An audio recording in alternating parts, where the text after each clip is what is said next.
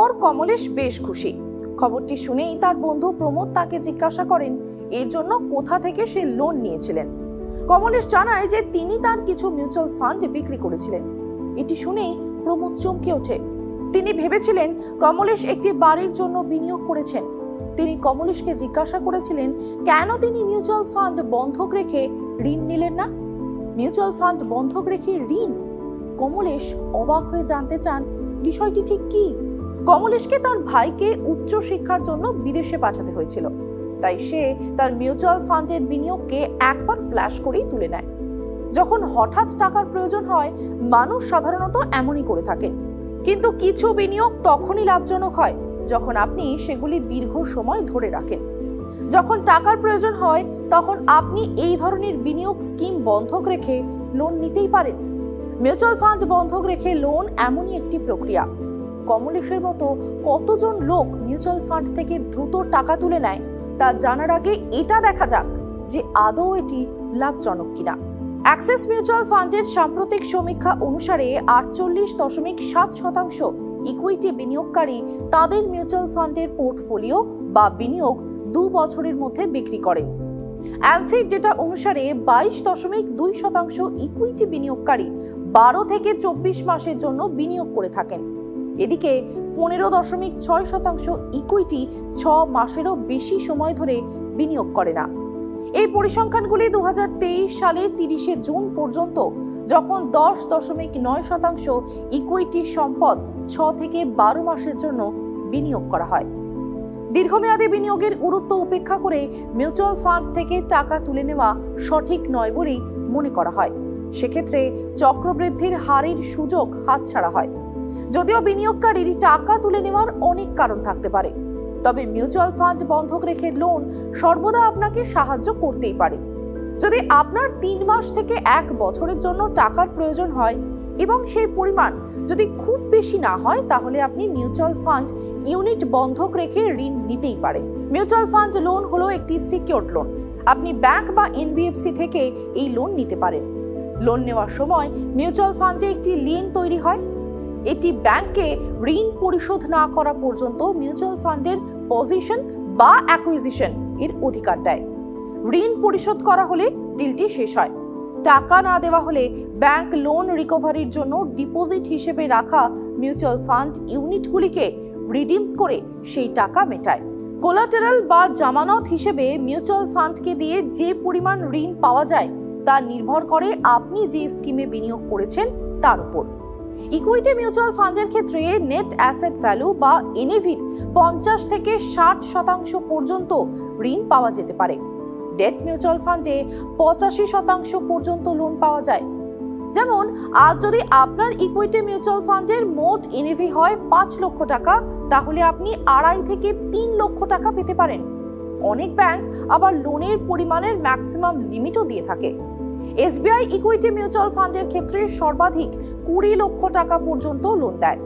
Date फंडের ক্ষেত্রে এই সীমা 5 কোটি টাকা পর্যন্ত।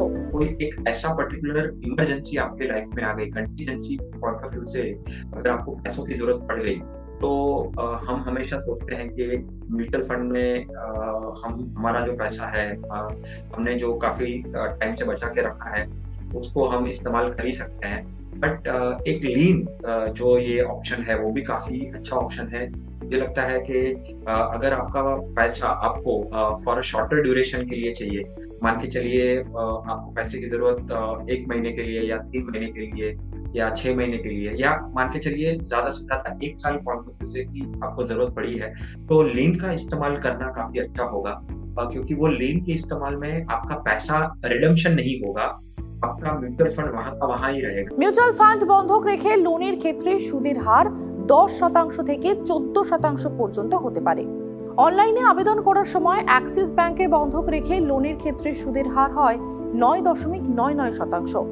অন্যদিকে সিকিউরিটিজ বন্ধক রেখে লোনের রেঞ্জ হয় 11.50% থেকে 13.75%। একইভাবে এসবিআই এই ধরনের ঋণের ওপর 11.05% সুদের হার নেয়। ঋণ পরিশোধের জন্য ইএমআই এবং ওভারড্রাফট উভয় অপশনই পাওয়া যায়। সাধারণত ঋণ ওভারড্রাফট হিসেবে দেওয়া হয়। ওভারড্রাফটের ক্ষেত্রে নিয়মিত সুদের টাকা দেওয়া জরুরি। মেয়াদ শেষ হওয়ার সঙ্গে সঙ্গে সম্পূর্ণ লোনের পরিমাণ অবশ্যই পরিশোধ করতে হবে।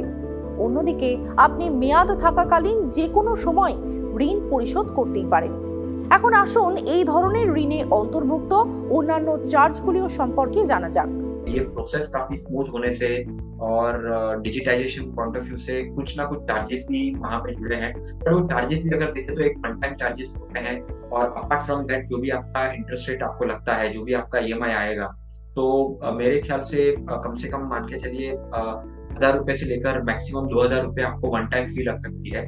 और उसमें सारे चार्जेस आ गए। और अर्ली क्लोजर अगर आप प्री पेमेंट भी करते हैं, प्री क्लोजर भी करते हैं, कुछ अमाउंट भी अगर आपको प्री पेमेंट करना है, तो उसके लिए कोई चार्जेस नहीं है। वो काफी अच्छी फ्लेक्सिबिलिटी आपको लीन ऑन म्यूचुअल फंड देता है।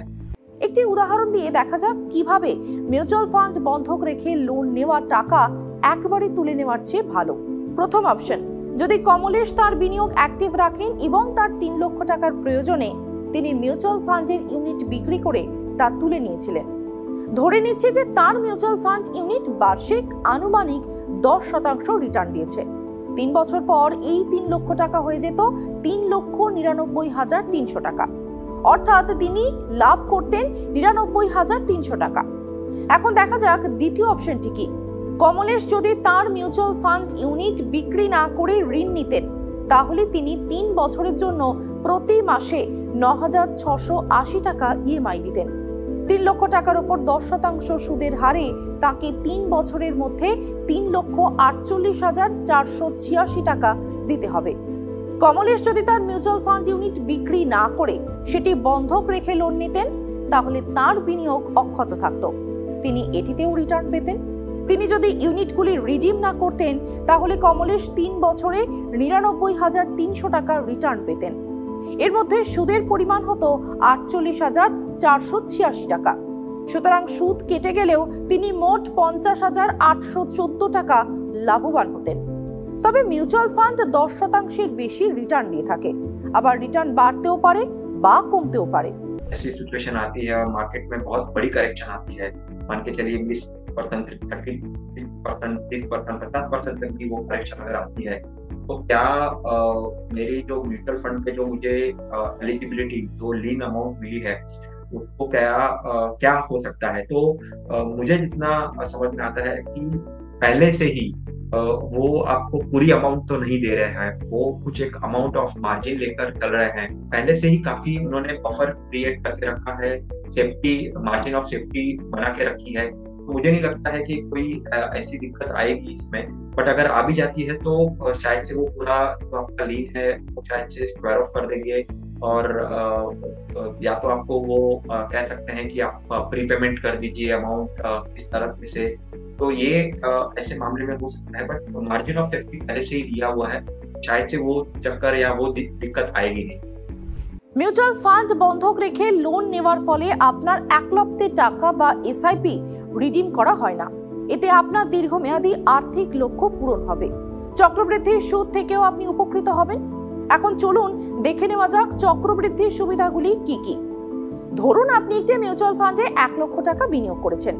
যদি এটি আনুমানিক 10% রিটার্নে বৃদ্ধি পায়, তাহলে এই টাকাটি পরের বছর 1.10 লক্ষ টাকা হয়ে যাবে। পরের বছর এটি হবে 1.21 লক্ষ টাকা। একইভাবে টাকা প্রতি বছরই বাড়তে থাকবে। দীর্ঘমেয়াদে এই রিটার্ন 10% থেকে বেড়ে এমনকি 12 বা 13% পর্যন্ত হতে পারে। কমলেশের মতো আপনার যদি অল্প সময়ের জন্য অর্থের প্রয়োজন হয়, তাহলে আপনি মিউচুয়াল ফান্ড বন্ধক রেখে একটি ঋণ নিতেই পারেন। তবে আপনাকে আরো কিছু গুরুত্বপূর্ণ বিষয় এক্ষেত্রে মনে রাখতে হবে। প্রথমত, আপনি ঋণ পাবেনই এমনটা নয়। মিউচুয়াল ফান্ডের সমস্ত স্কিম আপনি ব্যাংকের ওয়েবসাইটে চেক করতে পারেন। সেখান থেকে জানতেই পারেন কোন স্কিমগুলি ঋণের জন্য যোগ্য। দ্বিতীয়ত, ঋণের জন্য বন্ধক রাখা মিউচুয়াল ফান্ডের ইউনিটগুলি ঋণ পরিশোধ না করা পর্যন্ত বিক্রি করা যাবে না। তৃতীয়ত, আপনি আপনার বিনিয়োগ শুরু করার আগে একটি এমার্জেন্সি ফান্ড তৈরি করুন। এটি আপনাকে মিউচুয়াল ফান্ড রিডেমশন বা নতুন ঋণের প্রয়োজন এড়াতে সহজেই সাহায্য করবে।